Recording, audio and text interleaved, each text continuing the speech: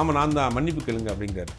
நான் எதுக்கு மன்னிப்பு கேட்கணும், நீங்கள் பேசுகிறது தான் தவறு, நான் உங்கள் பேரே சொல்லலையே அப்படின்னு அந்த மாதிரி அவங்க போடுற ட்ரெஸ்ஸுக்கும் சம்மந்தமே இல்லை. அவங்க கேள்வி கேட்குறாங்க, இப்படி ட்ரெஸ் பண்ணி வந்திருக்கீங்க அப்படின்னு. அது ஒரு பெரிய சர்ச்சையாச்சு. அவர் இன்றைக்கும் இருக்கிறாரு, இன்றைக்கும் பல இடங்களில் உட்காந்து பேசிகிட்டு இருக்கிறாரு. அவர் ஒரு நடிகை எழுதுறதுக்காக அடி வாங்கியவர். ஹாய் ஹலோ வணக்கம் சினி கார்னர் நேயர்களே, welcome to the show cinema சர்ச்சைகள். நான் உங்க விஜய் தயா. இன்னைக்கான நேர்காணல்ல நம்மளோட யார் இணைஞ்சிருக்காங்க அப்படின்னா பத்திரிகையாளர் சுபீர் அவர்கள் தான். ஸோ ஒரு பத்திரிகையாளருக்கும் ஒரு நடிகைக்கும் ஒரு பெரிய வாக்குவாதம், அது என்னெல்லாம் போச்சு, இது இவரோட டேக் என்ன அப்படின்றத தான் பேச போறோம். ஸோ வாங்க அவரை சந்திக்கலாம். வணக்கம் சார், எப்படி இருக்கீங்க? வணக்கம். So Gouri G Kishan versus journalist, இதை எப்படி பார்க்கலாம்? இல்லை, அது வரம்பு மீறிய பேச்சு தான். நீங்கள் ஒரு ஜேர்னலிஸ்ட்டுங்கிறதுக்காக நம்ம என்னன்னாலும் கேட்கக்கூடாது. எல்லாருக்கும் ஒரு பர்சனல் ரெஸ்பெக்ட் இருக்குது. அது இல்லாமல் ஒரு ஜேர்னலிசம் எத்திக் இருக்குது, அதை நம்ம மீறக்கூடாது. அன்றைக்கி இன்றைக்கி குறைவான பிரிண்டிங் மீடியா, குறைவான சேட்டலைட் சேனல்ஸ் இருக்கிறப்ப செலிபிரிட்டிஸ் பத்திரிகையாளரோட ரொம்ப நெருக்கமாக இருந்தாங்க. அவங்களுடைய பர்சனல் விஷயங்கள் கூட, அவங்க ஃபேமிலியில் நடக்கக்கூடிய விஷயங்கள் கூட ஷேர் பண்ணக்கூடிய அளவுக்கு ரொம்ப அட்டாச்மெண்ட்டாக இருந்தாங்க. ஆனால் இன்றைக்கி தூரமாக வெளியே போயிட்டாங்க. அதுக்கு காரணம் இன்றைக்கி நிறையா யூடியூப் சேனல்ஸ் வந்துருச்சு, நிறையா பத்திரிகையாளர் வந்துட்டாங்க. அந்த ஆஃப்டர் ரெக்கார்டுங்கிற ஒரு வார்த்தை இருக்குது ஜேர்னலிசமில். அதில் அதை ஒரு யானை எப்படி ஒரு பாகனுக்கு கட்டுப்பட்ட மாதிரி, ஒரு அங்குசத்துக்கு கட்டுப்பட்ட மாதிரி, ஆஃப்டர் ரெக்கார்ட்னா அந்த மேட்ரு செத்தாலும் வெளியே போகக்கூடாது. அது ஒரு சத்திய வாக்கு மாதிரி இருந்துச்சு. இன்றைக்கி அந்த ஆஃப்டர் ரெக்கார்டுங்கிறது பல பேருக்கு என்னங்கிறது தெரியல. ஒரு பத்திரிகை, ஒரு செலிபிரிட்டி, சினிமா செலிபிரிட்டியோ, ஒரு அரசியல் செலிபிரிட்டியோ, அவங்க ஏதாவது ஒரு விஷயத்தை சொல்லிட்டு ஆஃப்டர் ரெக்கார்டு எதுவும் போட்டுறாதீங்க அப்படின்னு சொன்னால் அதை அவங்க மீறவே மாட்டாங்க. இன்றைக்கி அதெல்லாம் மீறி போயிடுச்சு, அந்த எத்திக்கெலாம் தாண்டி போயிடுச்சு. அதுக்கு நிறையா காரணங்கள் நிறையா இண்டிவிஜுவல் ஜேர்னலிஸ்ட் வந்துட்டாங்க, சோஷியல் மீடியாஸ் நிறையா வந்துருச்சு. அதனால் இந்த மாதிரியான விஷயங்கள் போயிருக்கு. ரெண்டாவது, ஒரு பொது வெளியில் ஒரு நடிகையை நம்ம என்ன கேள்வி கேட்குறோம், நாங்கள் அந்த காலத்தில் அப்படி கேட்டோம், அந்த காலங்கள் வேறு, இந்த காலம் வேறு. இன்றைக்கெல்லாம் ஜெண்டர் பார்ஷியாலிட்டியே கிடையாது, ஆண் பெண் வேதமே கிடையாது, எல்லோரும் ஒன்று தான். நீங்கள் அதே கேள்வியை ஒரு நடிகர்கிட்ட, உச்ச நட்சத்திர நடிகர்கிட்ட போய் நீங்கள் தலையில் வச்சுருக்கிறது முடியாது இருக்கான்னு கேட்பீங்களா? கேட்ட முடியுமா? அவர்கிட்ட போய் கை கட்டி கூணி குறி நிற்கிறீங்கல்ல. அதே ஒரு பெண் நடிகைனா நீங்கள் அங்கே போய் அவரை என்னன்னாலும் கேட்பீங்களா? உங்கள்கிட்ட கேமரா இருக்குது, மைக் இருக்குங்களா, என்ன வேணாலும் கேட்ட முடியுமா? சரி, இதே நீங்கள் அந்த ஒரு நடிகர்கிட்ட கேட்க முடியுமா உங்களால்? நீங்கள் தலையில் வச்சுருக்கிறது விக்கா, இல்லை நீங்கள் இதாக கேட்க முடியுமா? அப்புறம் இன்னொரு கேள்வி கேட்குறாரு, நடிகைக்கெலாம் நடிகைகிட்ட போய் என்ன கேட்குறது? ட்ரம்பை பற்றியும் மோடியை பற்றியும் கேட்கணுமா? அதே நடிகை தான் தமிழ்நாட்டில் 20 வருஷம் ஆட்சி பண்ணாங்க. அதே நடிகை தான் தமிழ்நாட்டில் 20 வருஷம் ஜெயலலிதா ஆட்சி பண்ணாங்க. அவர்கள்ட்ட போய் தான் எல்லோரும் கையை கட்டி நின்னாங்க. அப்போ இந்த பொது புத்தியே தப்பு. உனக்கு ஒன்றும் தெரியாது. அன்றைக்கி காலகட்டங்கள் சினிமாவில் வர்றப்ப நாடகங்கள்லேருந்து வந்தாங்க. பெருசாக அவங்களுக்கு அன்றைக்கி அந்த காலகட்டத்தில் படிப்பு இருக்காது, நாடகங்களே. இன்றைக்கி வர்ற எல்லாருமே எல்லாம் வெல் எஜுகேட்டடாக வர்றாங்க, அதுக்கான படிப்புகள் படிச்சுட்டு வர்றாங்க, இல்லை வேறு ப்ரொஃபஷன்லேருந்து வர்றாங்க. அப்படிங்கும் போது அவங்களுக்கு ஒன்றுமே தெரியாது. நடிகைனா நீங்கள் நடிச்சுட்டு போகணுங்கிறது தான், உங்களுக்கு அறிவே இல்லைங்கிற ஒரு தாட் இருக்குல்ல, அதுவே தப்பான பார்வை. அவர் ஒரு பழமைவாதியாக இருக்கிறாரு, தப்பான பல விஷயங்களை சொல்கிறாரு. அவர் முழுக்க அவர் செஞ்சது தவறு தான். பொது இடங்களில் ஒரு நடிகர்கிட்ட போய் உங்கள் நடிகை தூக்குனீங்க, இது வெயிட் எவ்வளோ, இதுக்கும் அந்த படத்துக்கு என்ன சம்மந்தம்? இந்த படத்தினுடைய கதை என்ன, ஷூட்டிங் ஸ்பாட்டில் என்ன நடந்துச்சு, ஏதாவது சுவாரஸ்யமான செய்தி சொல்லுங்கள், பாட்டு நல்லா இருக்கா, எப்போ ரிலீஸ் பண்ண போகிறீங்க, எவ்வளோ பட்ஜெட்டில் பண்ணீங்க அப்படின்னு படம் சம்மந்தப்பட்ட கேள்விகள் கேட்குறத விட்டுட்டு, நீங்கள் அந்த நடிகை தூக்குனீங்களே எவ்வளோ வெயிட்னு, அந்த படத்துக்கும் அதுக்கு என்ன சம்மந்தம் தேவையில்லாத ஒரு கொஸ்டின். அது அந்த நடிகைக்கு ஒரு ஹட் பண்ணியிருக்கு. அவங்க அதோட அதை கடந்து போயிட்டாங்க. அப்புறம் ஒரு இன்டர்வியூ கொடுக்குறாங்க வேறு சேனலில். அப்போ ஆங்கர்கிட்ட சொல்கிறாங்க, இந்த மாதிரி நான் ஒரு ப்ரெஸ் மீட்டில் ஒரு ஜேர்னலிஸ்ட் நீ இப்படி கேட்டார், அது எனக்கு ரொம்ப வருத்தமாக போச்சுன்னு ஒரு செய்தியை பதிவு பண்ணுறாங்க. இது கூட செய்யக்கூடாதா? அவங்கள சம்மந்தமாக நீங்கள் கேட்டது அவங்களுக்கு ஒரு ஹட் பண்ணியிருக்கு. அதை அவங்க பேரை கூட சொல்லலை, அந்த ஜேர்னலிஸ்ட் பேர் கூட தெரியல, அவங்க யாருன்னு தெரியல. கூட்டத்தில் இருந்து ஒருத்தர் கேட்டிருக்கிறாரு. அதை அவங்க மனசில் ஒரு சின்ன வருத்தம் ஏற்பட்டிருக்கு. அதை ஒரு இடத்துல பதிவு பண்ணியிருக்காங்க. அதை பதிவு பண்ணதை அந்த வீடியோ காட்சிகளை சம்மந்தப்பட்ட ஜேர்னலிஸ்ட்டுக்கு உடனே தான் சொல்லியிருக்காங்க பாருன்னு அனுப்பிச்சிட்டாங்க. இதை வாங்கி பார்த்துட்டார். அவர் பார்த்துட்டே என்ன பண்ணிட்டாரு, திருப்பி இந்த படத்தினுடைய ப்ரிவியூ முடிஞ்சோடனே அதே மாதிரி ப்ரெஸ் மீட் நடக்குது. அங்கே கேட்குறாரு, இவராக தான் வாலண்டியராக தான் வண்டியில் ஏறாரு. இவரை பற்றி தான் சொல்லியிருக்குன்னா அதை கடந்து போயிருக்கலாம். நீங்களும் பேசிட்டீங்க, அவங்களும் பதிலுக்கு அவங்க ஆறுதல் பேசிட்டாங்க, கடந்து போயிருக்கலாம். நீங்கள் என்னை பற்றி ஏன் இப்படி சொன்னீங்கன்னு அவங்கள்ட்ட போய் கேட்குறாரு. ஃபஸ்ட்டு கேட்குறாங்க, நீங்கள் தானே அது, அவங்க பேர் கூட தெரியல, அவங்க மூஞ்சி கூட தெரியல அந்த நடிகைக்கு, நீங்கள் தானே அது அப்படின்னு அவங்க திருப்பி கேட்குறாங்க. ஆமாம் நான் தான், மன்னிப்பு கேளுங்க அப்படிங்கிறாரு. நான் எதுக்கு மன்னிப்பு கேட்கணும், நீங்கள் பேசுகிறது தான் தவறு, நான் உங்கள் பேரே சொல்லலையே அப்படின்னு அந்த மாதிரி வாக்குவாதம் ஆச்சு. அந்த வீடியோலாம் பார்த்தோம். அதுக்கு மேலே போய் என்ன பண்ணுறாங்கன்னா, இந்த மாறி சண்டைகள் வருது. நடிகர் சங்கம் வந்து அவங்களுக்கு வந்து அவரை மன்னிப்பு கேட்கணும்னு கேட்குறாங்க. கடைசியில் மன்னிப்பு கேட்டு இந்த பிரச்சனை முடிஞ்சிருச்சு. இதில் என்னென்னா நம்ம பார்க்க வேண்டியது, இந்த சம்பவம் பலருக்கும் தெரிஞ்சிருக்கும். நம்ம பார்க்க வேண்டியது என்னென்னா, நீங்கள் எந்த ப்ரொஃபஷனில் இருந்தாலும் பேசிக் எத்திக்னு ஒன்று இருக்குது. அது நம்ம மீறக்கூடாது. அது மீறியதன் விளைவு தான் இன்றைக்கி நடந்த அந்த சம்பவம். இப்போ இந்த ஜேர்னலிஸ்ட் யூனியன்லேயே 2 இருக்குது. சினிமா ஜேர்னலிஸ்ட் யூனியனில் 2 இருக்குது. சிலர் தனித்தனியாக வச்சுருக்காங்க. ஒரு யூனியனுக்கு இவர் தான் செக்ரட்டரியாக இருக்கார், சம்மந்தப்பட்ட நம்பர். இன்னொரு யூனியன் வந்து வேறு ஒருத்தவங்க இருக்கிறாங்க. அவங்க இதுக்கு கண்டனம் தெரிவித்து அறிக்கையை கொடுத்தாங்க. சில பெண் ஜேர்னலிஸ்ட்டும் இருக்கிறாங்க, ஃபீமேல் ஜேர்னலிஸ்ட் இருக்காங்க, சினிமா ஜேர்னலிஸ்ட். அவங்கள்ட்டலாம் கூட கேட்டேன் என்னங்க நடக்குதுன்னு. இந்த மாதிரி தொடர்ந்து அவங்க பண்ணுறாங்க, ஒரு சிண்டிகேட்டாக ஃபார்ம் பண்ணிக்கிட்டு நாங்கள் எவ்வளோ சொன்னாலும் கேட்க மாட்டேங்கிறாங்கன்னு அவங்களும் வருத்தத்தை பதிவு பண்ணுறாங்க. பட் இதுக்கு இந்த சம்பவத்துக்கு பிறகு கொஞ்சம் காம் டவுன் ஆயிரும்னு நினைக்கிறேன். ஓகே. அண்ட் ப்ரெஸ் இதுலேருந்து இவருக்கு கண்டனம் வந்து தெரிவித்தாங்க. அப்போ வந்து யூடியூப்பில் போய் ஒருத்தர் வந்து பல நடிகைகள் இதை பற்றிலாம் அவதூறு பேசுகிறாங்க, அவங்களுக்கெல்லாம் ஏன் கண்டனம் வரலன்னு ஒரு கேள்வி எழும்புது. இல்லை, யூடியூப்பில் போய் பல நடிகை என்னத்தை பேச, அவங்களுடைய இன்றைக்கி சொல்கிறதுக்கு முதல்ல வந்து ஒரு பிரிண்டிங் மீடியா இருக்க காலங்களில் ஒரு இன்டர்வியூ கொடுப்பாங்க. அதுக்கப்புறம் சேட்டலைட் சேனல் வந்தப்போ சேட்டலைட்டில் கொடுப்பாங்க. இப்போ அவங்களுடைய பாயிண்ட் ஆஃப் வியூவில் எங்கே சொல்லுவாங்க, அதில் என்ன தவறு இருக்குன்ற. எல்லாருக்கும் பேசுறதுக்கு, எல்லாரும் அவங்களுடைய கருத்துக்களை சொல்கிறதுக்கு உரிமை இருக்குது. தவறாக சொன்னால் நீங்கள் வந்து கண்டிக்கலாம். அவங்க பாயிண்ட் ஆஃப் வியூவில் அவர் சொல்கிறதுக்கு ஒரு இடம் இருக்குது, அதில் சொல்கிறாங்க. இதெல்லாம் தப்பு இருக்குது. இதுவே தப்பான விஷயம் தான் அது. ஓகே. அண்ட் வந்து ஒரு பக்கம் என்ன சொல்கிறாங்க அப்படின்னா, அன்னைக்கு வந்து கௌரி கிஷன் ரியாக்டே வந்து பண்ணலை அந்த கேள்வி கேட்டப்போ, இப்போ அதை வந்து படத்துக்கு ப்ரமோஷனாக யூஸ் பண்ணிக்கிட்டாங்க அப்படின்ற மாதிரி எப்படி பார்க்கலாம்? எனக்கும் அந்த சந்தேகம் இருந்துச்சு, இது ஒரு ட்ராமாவா இல்லை இது வந்து ஏதாவது ப்ரொமோஷனுக்காக போடப்பட்ட விஷயமான. அது இல்லை. ஆக்சுவலாக அவர் தான் ஆரம்பிக்கிறார். இவங்க கேஷுவலாக உட்காந்து ஆரம்பித்து அவர் தான் வந்து நீங்கள் பற்றி பேசுகிறீங்களாம்னு அவர் தான் ஆரம்பிக்கிறார். அதுக்கப்புறம் தான் இந்த மாதிரியான விஷயங்கள் போகுது. இல்லை, பொதுவாகவே வந்து நம்ம இந்த மாதிரியான விஷயங்களை தவிர்க்கணும்.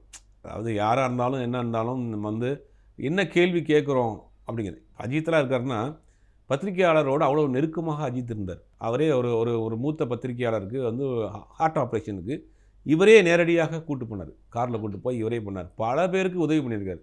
கண் ஆப்ரேஷனுக்கு, ஹார்ட் ஆப்ரேஷனுக்கு, குழந்தைங்களுடைய படிப்பு, பத்திரிகையாளருடைய படிப்பு. பத்திரிகையாளர் அவ்வளோ நெருக்கமாக இருந்தார். மீடியாவோடு அவ்வளோ டச்சில் இருந்தார் அஜித். ஒரு கட்டத்துக்கு மேலே இந்த மீடியாவினுடைய செயல்பாடுகள் வேறு மாதிரி போகுது, தமிழனுக்காக பரபரப்புக்காக ஏதாவது பண்ணுறாங்கன்றதுக்கு பிறகு தான் அவர் அப்படியே ஒதுங்க ஆரம்பித்தார்.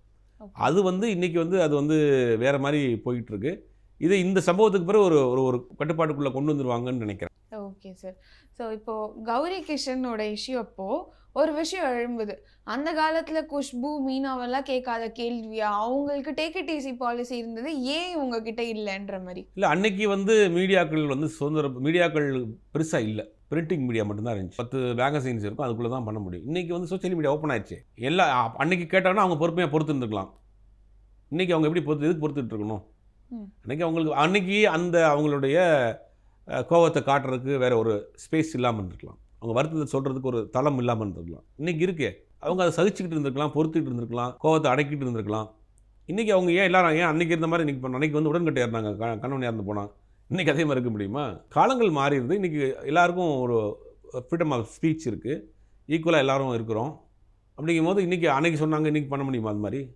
அன்றைக்கி காலகட்டங்களில் வேஷ்டி சட்டை தான் கட்டுறது, இன்றைக்கி பேண்ட்டு போட்டிருக்கிறோம். அதுக்காக இன்றைக்கி நம்ம பேண்ட்டு வேஷ்டி சட்டை கட்ட முடியும் சொல்ல முடியுமா? அவங்களுடைய விருப்பம் அது, என்ன ட்ரெஸ் போடுறாங்கன்னு. அப்போ அது வந்து இன்றைக்கி தொடர்ந்து பண்ணுறாங்க. இந்த சினிமா பத்திரிகையாளர் சந்திப்பில் வந்து தொடர்ந்து இந்த மாதிரி பண்ணுறாங்க. ஏற்கனவே ஐஸ்வர்யா ரகுபதினு ஒரு ஆங்கர், அவங்க நியூஸ் ரீடராகவும் இருக்கிறாங்க, ப்ளஸ் நல்லா தமிழ் உச்சரிப்பு நல்லாயிருக்கும். அவங்க ஒரு ட்ரெஸ் போட்டு போகிறாங்க. அந்த ட்ரெஸ்ஸை வந்து தேவையே இல்லை, அந்த நிகழ்ச்சிக்கும் அவங்க போடுற ட்ரெஸ்ஸுக்கும் சம்மந்தமே இல்லை. அவங்க வந்து கேள்வி கேட்குறாங்க, இப்படி ட்ரெஸ் பண்ணி வந்திருக்கீங்க அப்படின்னு. இப்போ அது ஒரு பெரிய சர்ச்சையாச்சு.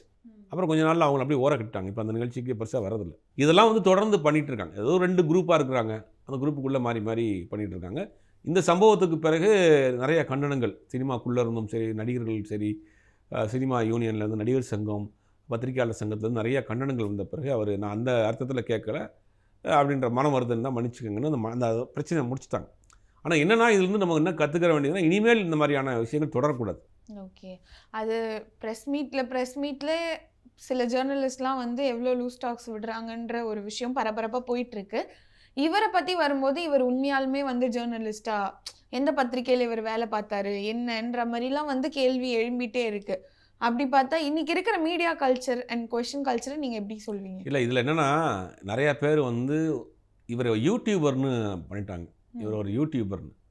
இவர் யூடியூபர் கிடையாது. ஒரு முக்கியமான டெய்லி மேகசினில் கிட்டத்தட்ட 30 வருஷம் வேலை பார்த்தவர். ஒரு நாள் 2 நாள் இல்லை, 30 வருஷம் வேலை. சீனியர் ஜேர்னலிஸ்ட் அவர், சீனியர் பத்திரிகையாளர், மூத்த பத்திரிகையாளர் அவர். அவர் அந்த வேலையை விட்டுட்டு வந்து அவர் ஒரு சேனல் வச்சுருக்கார், யூடியூப் சேனல். அதுக்கு இப்போ இந்த மாதிரியான கவரேஜ் பண்ணி போடுறாரு. அதை வந்து என்ன பண்ணுறாங்கன்னா, பத்திரிகையாளர்னு போட்டோம்னா ஒட்டுமொத்த பத்திரிகையாளருக்கும் அந்த மாதிரியான இது வந்துடும், இதை யூடியூபர்னு மாற்றி விட்டுருவோன்னு என்ன பண்ணுறாங்கன்னா, யூடியூபர்னு போட ஆரம்பிச்சிட்டாங்க. இதுக்குள்ளே ஒரு அரசியல், பத்திரிகையாளர் விஸ் யூடியூபர்ஸ். யூடியூபர்ஸ்னால் வந்து இப்படி தான் இருப்பாங்க, பத்திரிகையாளர்லாம் வேறு மாதிரி இருப்பாங்கிற மாதிரியான ஒரு நரேஷனை இவங்க செட் பண்ணிவிட்டு செய்திகளை அப்படி தான் கொடுத்துட்டாங்க. என்ன பண்ணுறாங்க, அவர் வந்து இப்போ யூடியூபர். ஆனால் அவர் யூடியூபர் கிடையாது, 30 வருஷம் பத்திரிகை துறையில் வேலை பார்த்த மூத்த பத்திரிகையாளர். அப்போ அவருக்கு எல்லா அனுபவமும் எல்லா காலகட்டங்களும் வரும். அந்த காலகட்டங்களில் நீங்கள் சொன்ன மாதிரி குஷ்புரை கேட்டுருக்கலாம், பானுப்பிரியாட்டை கேட்டுருக்கலாம். அவங்கெல்லாம் அன்றைக்கி பத்திரிகையாளரை பார்த்து பயந்து இருந்தக்கூடிய காலம். ஏன்னா அவங்க ஏதாவது எழுதிட்டாங்கன்னா, தப்பாக எழுதிட்டாங்கன்னா என்ன பண்ண முடியும்? அடுத்து நம்ம ஸ்கோப்பே கிடையாது, ஒரு 4 மேகசினில் வர்ற செய்திகள் மட்டும்தான். அப்போ வெளியில் மறுப்பு கூட சில பத்திரிகைகள் அன்றைக்கி போட மாட்டாங்க.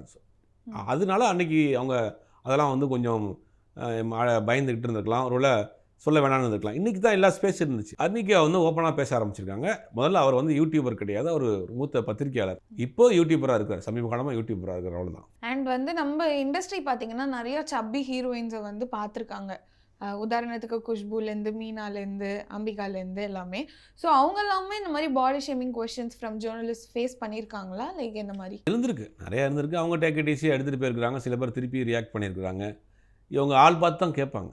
அன்றைக்கி ஒரு அன்றைக்கி உள்ள ஒரு பேர் வேணாமே, ஒரு நடிகை, பிரபலமான நடிகை.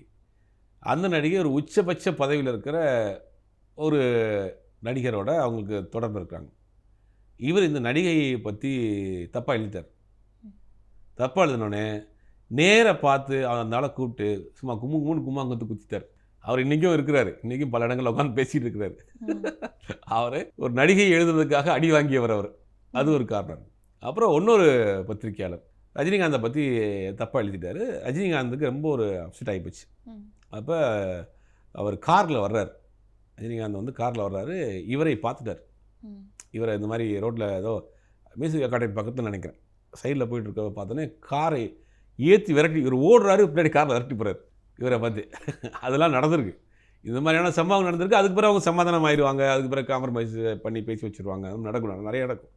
ஆனால் அன்றைக்கும் இருந்துச்சு, ஆனால் இன்றைக்கி கொஞ்சம் அதிகமாக இருக்குது அப்படிங்கிறதான் பார்க்க வேண்டியது. அண்ட் விமன் கார்டுமே அங்கே வந்துச்சு. இங்கே எந்த பெண்களும் இல்லை, நான் மட்டும்தான் ஐ ஃபீல் டார்கெட்டட் அப்படின்னு சொன்ன விஷயமா இருக்கட்டும்.